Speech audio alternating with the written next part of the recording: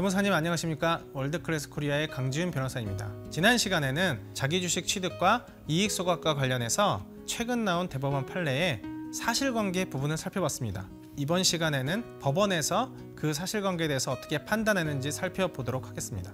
먼저 그 과세 처분의 기초가 되었던 법령 국세기본법 14조 3항인데요. 이것이 1년에 여러 가지 행위가 있을 경우에 부당하게 조세를 감소시키기 위해서 실질과 다르게 한 경우라고 하면 그것을 새로 구성을 해서 과세 처분할 수 있는 그런 근거 규정입니다.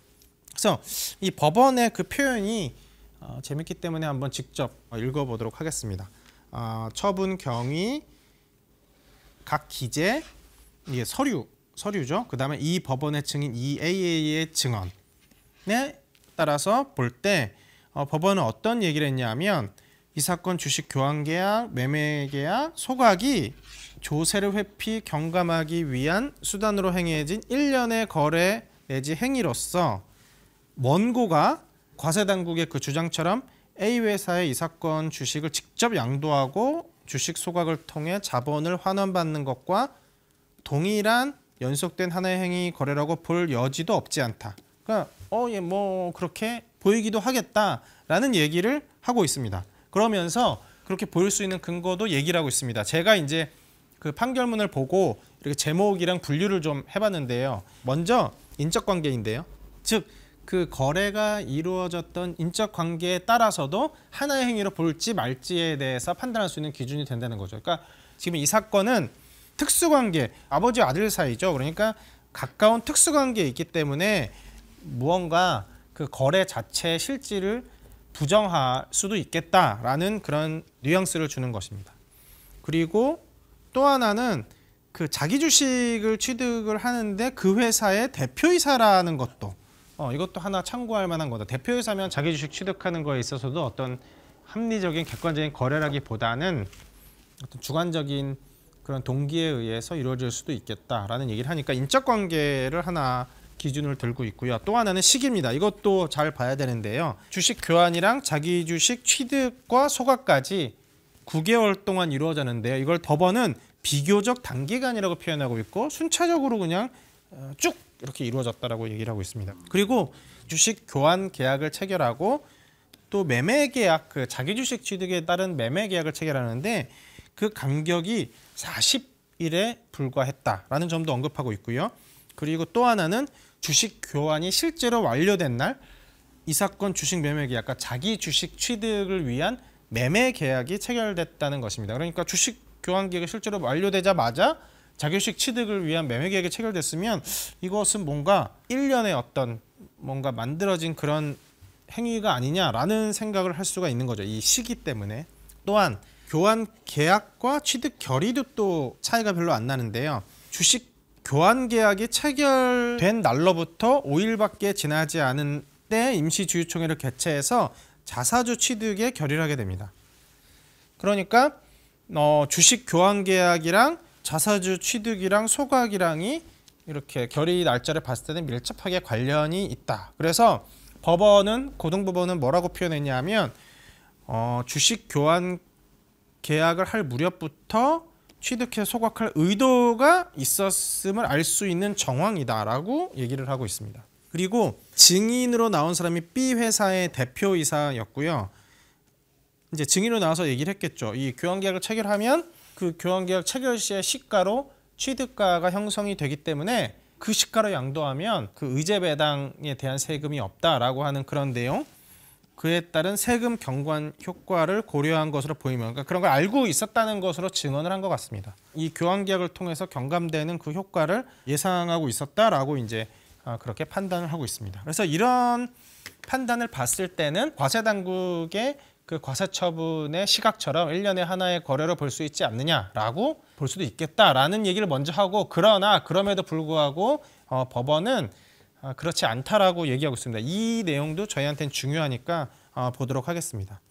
먼저 국세기본법 제14조 3항의 그 1년 된 거래를 어떤 실질에 따른 거래로 바꾸기 위한 요건을 보면 조세를 회피하기 위해서 부당한 거래를 했고 그러니까 경제적 실질에 따라 과세를 해야 된다라는 조항입니다. 그러니까 부당하게라는 게 있고요. 그 다음에 과세를 하려면 경제적 실질이 존재를 해야 됩니다. 그 두 가지 측면이 있는데 법원은 그 두 가지 측면을 다 검토를 했습니다. 그래서 지금 여기서 제가 첫 번째 1번이라고 쓴 거는 부당하게 그 조세회피를 경감하기 위해서 부당한 거래를 했느냐라는 부분을 판단하는데 법원의 대답은 조세회피를 위한 목적으로 부당하게 한 게 아니고 실제로 그렇게 거래할 이유가 있었다라는 판단을 했습니다. 그래서 실질적으로 그 거래를 할 이유가 있었는지가 매우 중요합니다.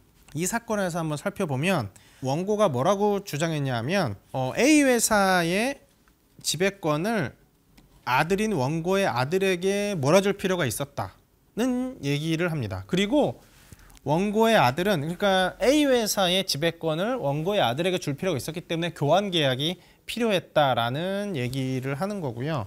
결론적으로 소각을 했으니까 의미가 없지 않냐라고 할 수 있겠지만 그 결론적으로 사라진 지분은 아버지 소유의 지분이었기 때문에 기존의 A 회사의 주식을 보유하고 있던 아들은 아마 지배력이 더 상승했을 거라고 추측을 해봅니다. 그래서 그리고 원고의 아들은 채무 변제 등을 위해서 현금이 필요했다라고 했습니다. 그러니까 채무 변제가 필요했으니까 A 회사 주식을 자기 주식 취득해서 그 대금을 받아간 거죠. 이렇게 주장을 했는데 법원은 전혀 설득력이 없다고 보기는 어렵다. 그러니까 설득력이 있다라고 결론을 내리고 얘기를 합니다. 그래서 그 구체적인 내용을 판단하는데요. 지배구조 개편에 대한 내용을 보면 이 법원 증인 EAA의 증언에 의하면 아까 B 회사의 대표이사였죠. 원고, 그러니까 아버지죠.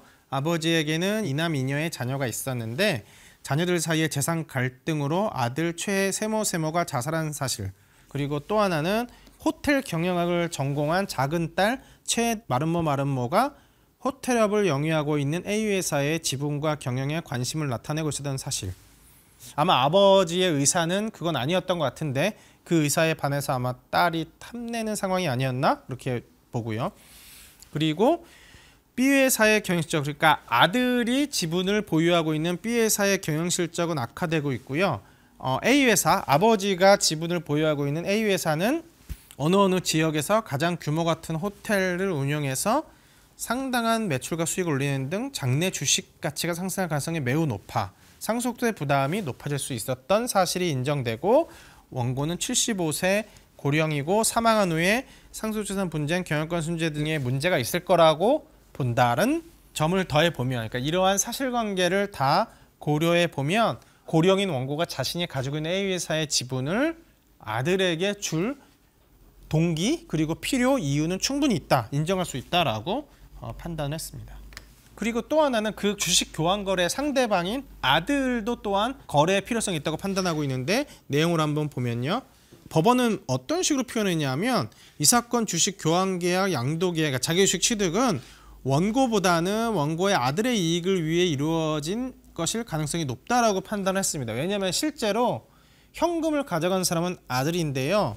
아들은 자신의 채무 변제 등에 사용하였다라고 그렇게 얘기를 했습니다. 그러니까 사실은 아버지 입장에서는 지분을 아들에게 주는 이익이 있긴 했었는데 그건 어떤 지분을 승계하기 위한 또는 상속세를 좀 줄여주기 위한 그런 어떤 의미에서 간접적인 그런 효과였는데 아들은 직접 현금을 받아서 자신의 채무를 변제하는 아주 직접적인 그런 금전적인 이익이 있었기 때문에 법원은 이 주식 교환 계약은 아들의 그 필요가 더 컸다라는 그런 판단하고 있는데 그런 판단이 아마 과세 당국의 처분을 부인하게 되는 그러니까 위협하다고 판단하는 중요한 계기가 되었다고 봅니다. 그러니까 과세 당국의 핵심은 이 현금을 아버지가 가져갔다라고 하는 쪽에 초점이 맞춰져 있었는데 그 법원의 판단은 이 현금을 가져가는 건 진정 아들이었고 아들의 필요에 의했다고 판단했으니까 과세 당국의 과세 논리는 깨지는 거죠.